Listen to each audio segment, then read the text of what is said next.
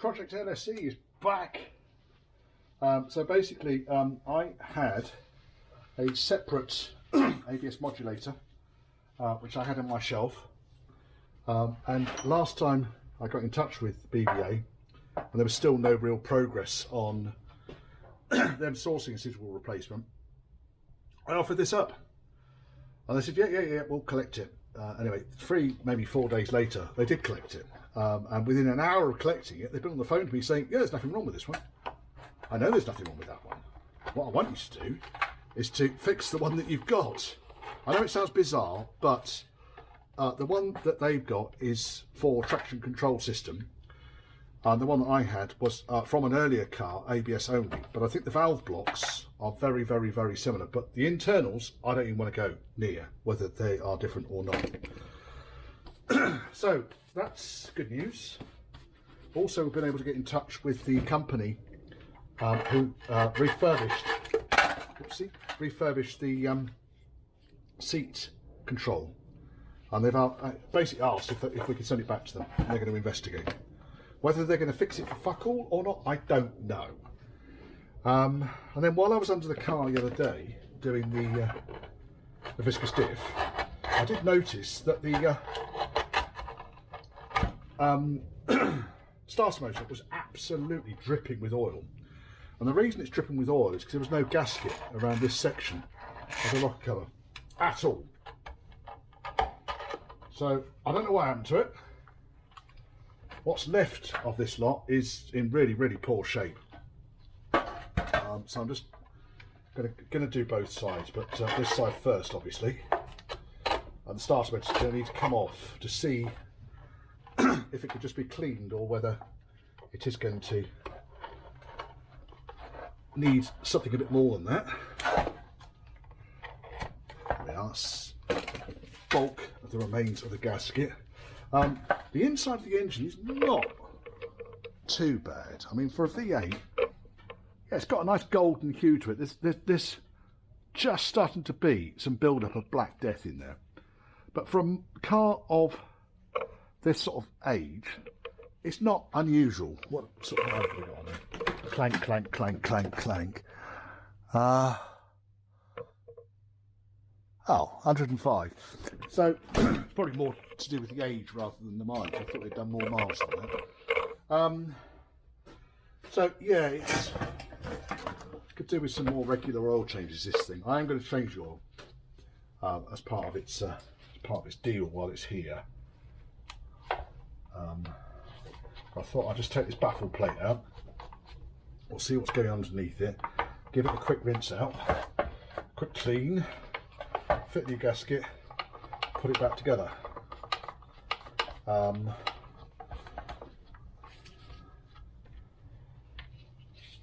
then actually get the car towards the point where the brakes are working, the seats are working, and we can get it MOT'd and out of my workshop.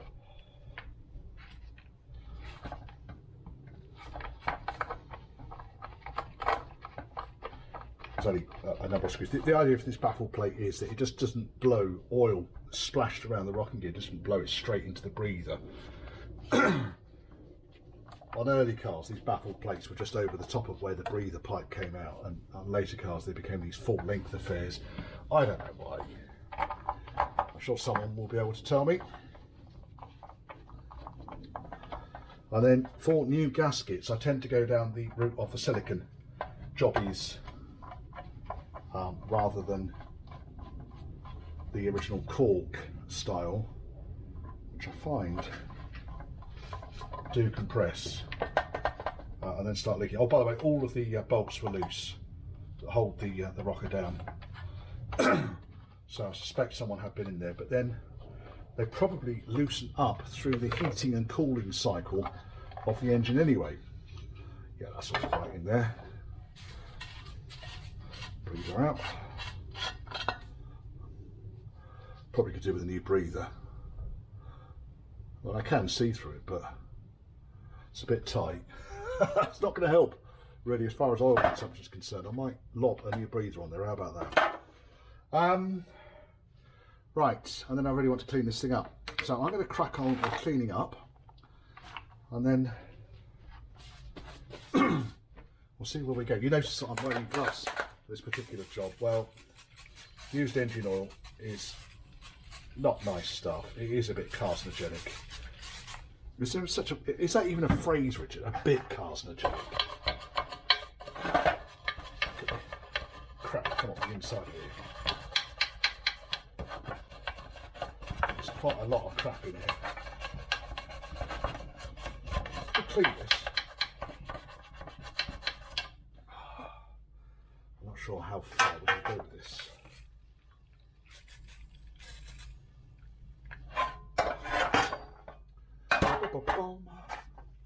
Let's try this brush. No, that brush works better. Easier.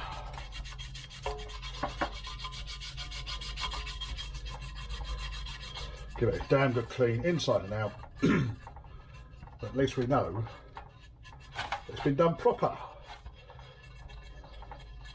The engine does run really sweetly, by the way. It takes forever for the oil light to go out though, so I'm going to treat it to an oil change.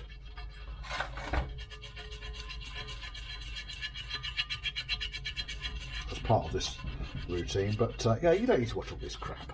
I shall come back to you once this is all nicely cleaned and ready to go back in with its nice new silicone gasket. Well, the bonnet's back on. James popped over today with his Range Rover and I just needed a hand put this on, so I put the bonnet back on just in case this car needs to get out of the workshop this weekend. I'm still got no feedback from BBA Reman on that brake modulator. They've now got two of my modulators, one of which they confirm works beautifully and the other one is leaking out of the pushrod hole. They're, I guess they're busy, but you know, when a job has been waiting for about 1,000 years like mine has, you would have thought they'd have prioritised it, unless they can't do it. If they can't do it, I don't know what I'm going to do. Right, in the meantime, however, I pulled the starter motor off it. Yes, that is a starter motor. It's in there somewhere. So I'm going to give that a clean up and pop it back on. I'll give it a quick check over. It was getting a bit on the lethargic side when it was running. You can see how this lube actually eats through the grease. Look at that, it's nice, isn't it? It looks like it's got a Lucas badge in it though. Look at that. So I'm going to give this a damn good clean up. As you can see, it's probably about ready for it. I just test it. It doesn't actually look that old. And from a lot of the kind of the way the bolts were done up and so forth, I suspect it has been replaced at some point, probably because the old unit failed because there was engine oil pouring over it because no one bothered to fix the oil leak prior to installing another starter motor. Well, now the oil leak's fixed, we can move in the right direction on that. Yeah, so this thing's just going to go over and in my little impromptu parts cleaner thing here, I'm going to clean up the steering arm as well. This is good, this one. The UJs, if you can feel any play of the UJs, they're normally dead and they're not serviceable, so you just have to get another one. Now what I've had to do is to take the plunger off the bonnet because I've not connected up the cable yet because I lost the little grommet that goes in there, so I've ordered another one of those. It's a bit careless on me, I don't normally lose things, but the trouble is it's a loose fit in there and I've obviously tipped it upside down and it's fallen out somewhere. Not tipped the car upside down, obviously when the mechanism and everything's out of the car, it's fallen out. It may turn up, but I've ordered another one in the interim. So that can then be connected up and I can put the cable in. Oh yes. What fun, eh? What fun. Yeah, but I thought if I slam the bonnet down, here goes Galunk. That'll be a classic, wouldn't it? Oh, bollocks. There is a way of getting in there, but I'm not going to tell you. That's my secret. There is a way of getting in once you kind of slow it down and the cable has snapped. Yes. Right. Let's get on with cleaning. Yep, it's the same starter motor, folks. Just got all the crap off it. Now I still need to clean up the end here, so I really don't want any crap on or around the pinion. You see there's a fair amount in there still. I didn't submerge it or anything like that, so a lot of this stuff is lube really that's made its way down and into the pinion end. So any dirt you're going to get on the starter is going to impact its performance as more and more dirt gets in there, sticks to the oil, etc, etc. So you want like a graphite grease or graphite paste or whatever. Right, let's test it. So to test, I need a positive. I don't know if this battery's got any charge in it, but we'll give it a go. We need a positive. Positive. Connect the other end of the positive to the terminal. Alright, we're going to connect a negative to the body and to the battery. And then the last thing we're going to do is we're going to get a little jump lead, and we're going to attach the jump lead onto the main spade that the starter runs off, and I suspect it's that one down there. Give me 1 second. Let me just, if I position that there, put that there, and then connect this onto here. Might not be. Might be this one up here.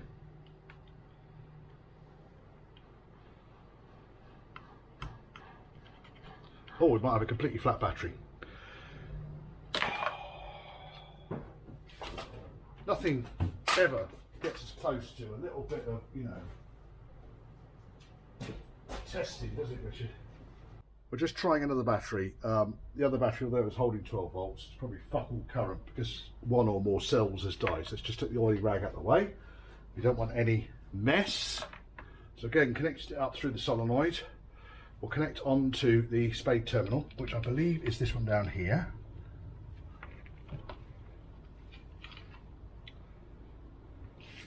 And then we will touch onto the positive terminal.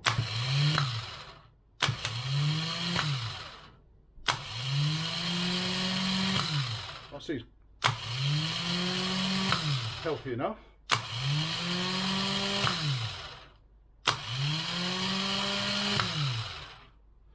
Because there's some moisture in here, I can see this is the wire that would go off to the ignition control.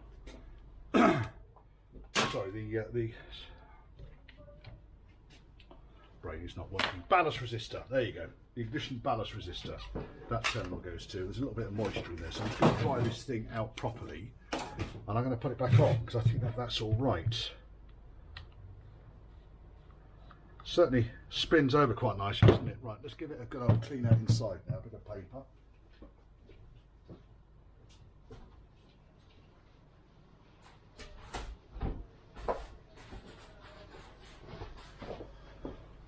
Ha ha ha.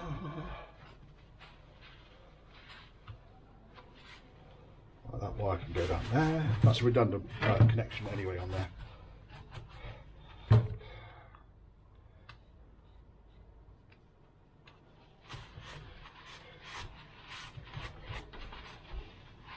There's no water gone into this thing, so it's only the cleaner, the solvent-based cleaner. But I just want to make sure that this thing is as good as it can be before it goes back in again. But while it's out, we really don't want to be kind of faffing around, not cleaning it out and then putting it back together again and finding it's got an issue. No, Richard. No, we don't. Oh my goodness.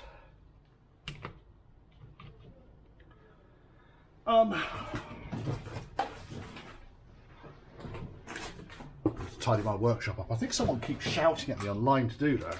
Tidy your workshop up, Richard. You son of a mother. It's a bit harsh, wasn't it? Right, so now if I just touch on the earth, on the body. Oh, no, that didn't fucking work. Danger of blowing a battery up there. Don't know what that shorts out against, unless that is just a dodgy terminal there. Let's get back on down here.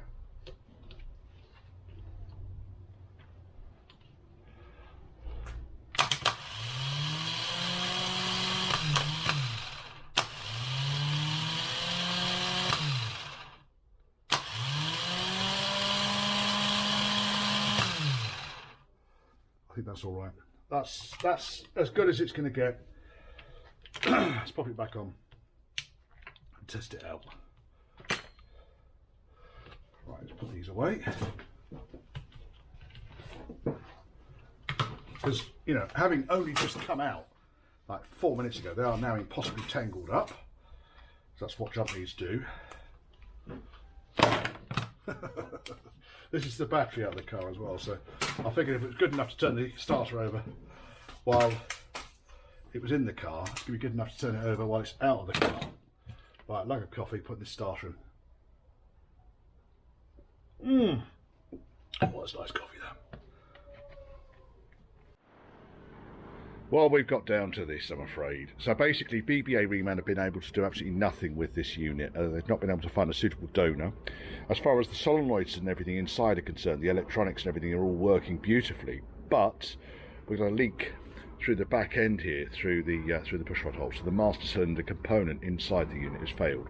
They're saying that renders it scrap. Nothing we can do. It's been with them a couple of months and they've not been able to find a suitable donor. So thank them very much for their efforts and everything, and ask them to send it back. Now this is the other unit that I had on the shelf, and they tested this and confirmed that the unit works, which is good, thank you very much. And also you can see it came from an 89 3.9 Range Rover Classic. Also, this thing doesn't leak. There's no fluid at all behind the bellows here. I'm not going to pull it off again because I've got gloves on. And that's my other unit, which came out of L95, and this one also leaked. You can see there's residue in here of brake fluid as it's crystallised over the time. So, conversation with the customer about what we do. The only real difference, as I can see, between that and that is this traction control module here. Now, unfortunately, there is no way that I can transplant the traction control module onto this unit. The castings are different. There's a threaded plug at the top on the traction control module which seats it down onto the base here. So it's different. There's nothing I can do about that. So we've got four options. The first one is do nothing, put it back on, but there's no way am I going to bleed the brakes knowing this thing is faulty. So that really isn't an option. The second one is to kind of hold out for a suitable unit to turn up. Well, it could be years. I don't know. Third option is to convert to a standard servo and master cylinder, do away with the ABS. Well, I think that's, had I not had this unit, then it might have been an option. But this unit is cleaned up nicely. We know it works. I'm going to bung this ABS modulator on. Now, the component differences between these. So basically, we've got this pressure reducer here, which is down here on this unit. This pipe here goes off to the accumulator, the ball, the hydrogen ball, and then there's the other pipe goes to there. And on this one, it goes to that port there. So by deleting this unit here, you can actually effectively take this unit out by putting this style of accumulator, so basically pressure reducer, directly from there to the other side of the modulator, and then delete this pipe off the top of the hydrogen filled accumulator down here and replace it with a bleed nipple, which is what I've done, and that matches then what I've got on L95. Okay, so I'm about to pop this thing back in. I've got a couple of holes to drill first of all, but I want to pop it back in and get the brakes bled through. It's a shame to do away with the traction control, but basically we've got a car that's 99% done and can't get it out of the workshop or off the stands because I can't bleed the brakes. So I think that this is a sensible option, knowing it doesn't leak and knowing that it works. It's going to get plumbed in. It's installed. The process to bleed these things is well documented in the Haynes workshop manual, so I'm not going to bother going through all that step by step for you. It really isn't difficult, but obviously you need to be competent. Now, basically the trick is when you're bleeding this thing through, you need to bleed the hydrostatic circuit through, the non-power circuit. Driver side first, passenger side second. I could not get the passenger side to bleed through. And basically, when it eventually did bleed through, bearing in mind all the pipework from the bottom of the caliper all the way to the back there, came out, it was black. So I'm probably going to need to take this caliper off.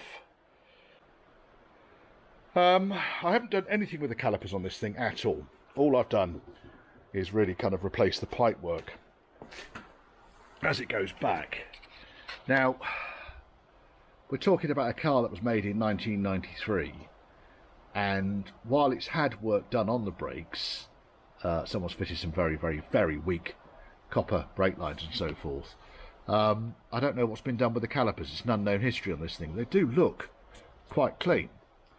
But, I mean, if I was to, right now, let me get my spanner. Not me, my spanner. What have I done with it? There it is. Spanner, cloth. There's no pressure on the system at the moment. It's literally just bled through. So if I was to open this outer hydrostatic nipple, I would expect fluid to start dripping out. And it is now, but it wasn't before. The whole system needs to be bled through properly. So it appears now that fluid is getting through here. My concern is that the colour of the stuff that came out, it was horrible. So God knows when these things were last bled, probably when those horrible copper pipes were put on.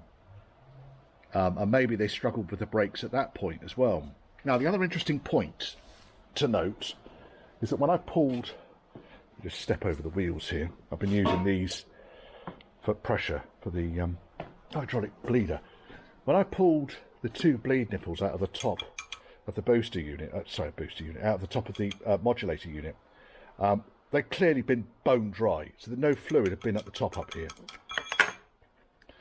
So, I don't know. I really don't.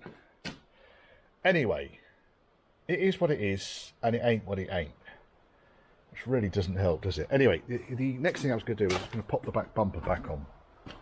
So I retrieved the bumper from the roof space, and it's got kind of this metal blade on which holds, and I thought, oh, there's a nut missing there. Oh, there's a nut missing there as well. And there. That's my nut. And there, and there. Someone's actually just, they've just popped it on with circlets by the looks of things. What the fuck? Yeah, looks like quite a new bumper. I'm being careful with it up there. So I'm going to see what I can do there, see if I can get that to secure a bit better. Because the danger is that this thing's just going to fall off, you know.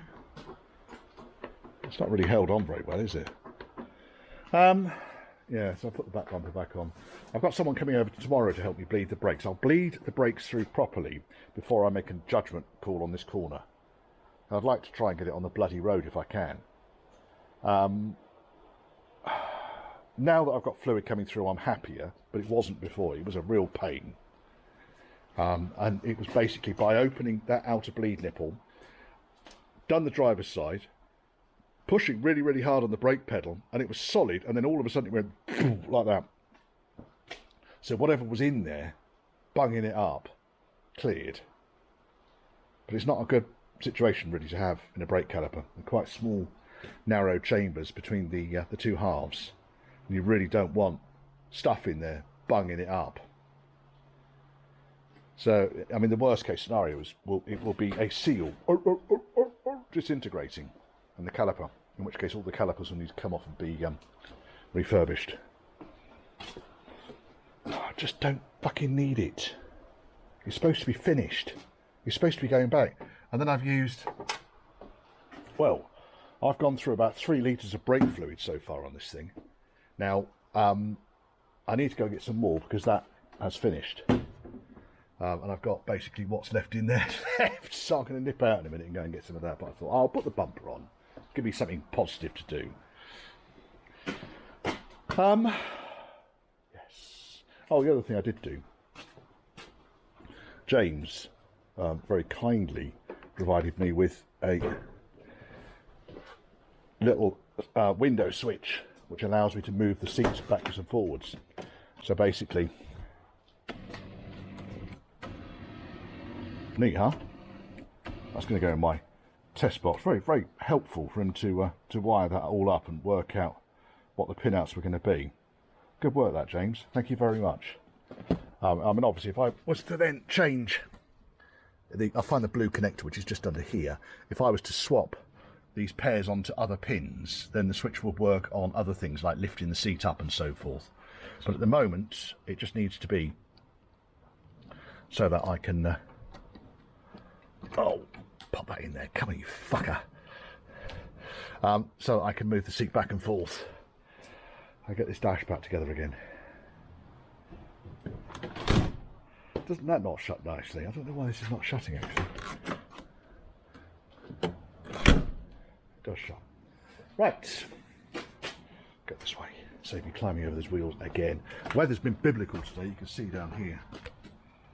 It's creeping in under the door again. Most inclement.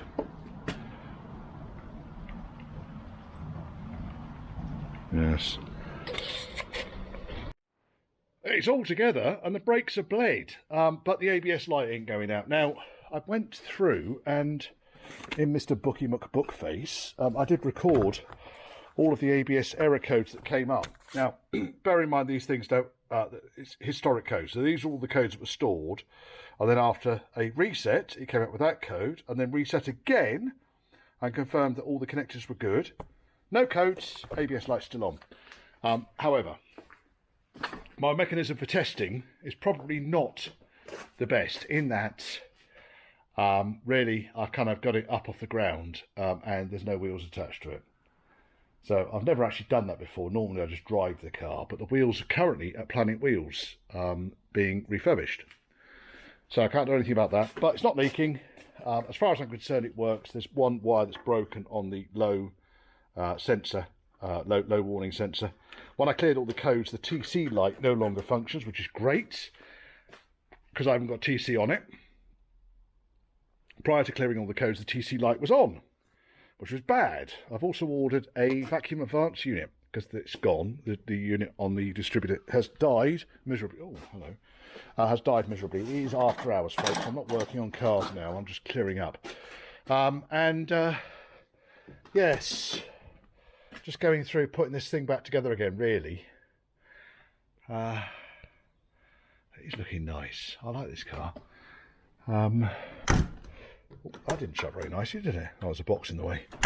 Shut better that time. Yes, so it is all going back together again. I got the back bumper back on, but then I had to stop because one of the bolts for the tow bar is missing, so I've ordered that. Because the back bumper might have to come off in order to fit that. I've not fitted the front bumper yet because it kind of occupies the same space that I need to use when I'm walking past. And if I put the bumper on without the corners on it, you can guarantee my kneecaps are going to come off worse. Engine runs beautifully. It's got a bit of a high tick over when it first starts, and I think someone, because the plug's missing from the top here, someone's been fucking around with the idle speed, so I'll probably have to reset that because when you first start it up, it idles at about 1500 to 1800 RPM and then settles back down to 700, which is where it should be. But it shouldn't do that.